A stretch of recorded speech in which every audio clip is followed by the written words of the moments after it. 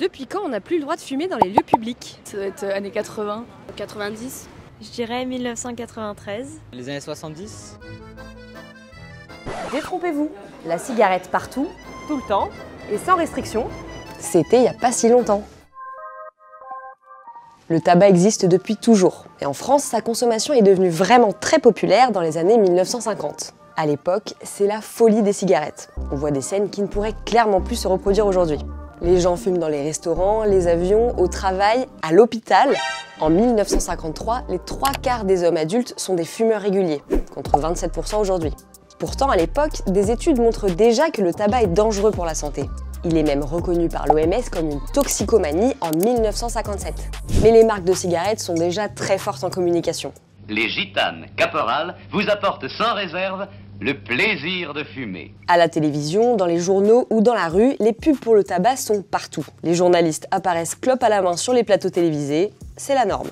Pendant que le tabac enfume les espaces publics, les scientifiques font des recherches et commencent à prouver les liens entre cancer et cigarettes. Simone Veil, ministre de la Santé dans les années 70, prend les choses en main et fait voter la première loi anti-tabac en 1976.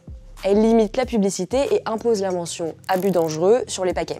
Mais ce n'est que 15 ans plus tard que les règles sur la consommation de tabac se durcissent vraiment. Le 10 janvier 1991, la loi Evin interdit complètement les publicités pour la cigarette, la vente est interdite aux moins de 16 ans et on ne peut plus fumer dans les lieux collectifs. Enfin presque, puisqu'il existe toujours des zones fumeurs. Des restaurants sont divisés en 2 catégories, dans les transports, des rames de métro ou de train sont réservées aux fumeurs. Mais alors quand est-ce que la cigarette a vraiment été interdite dans les espaces publics ?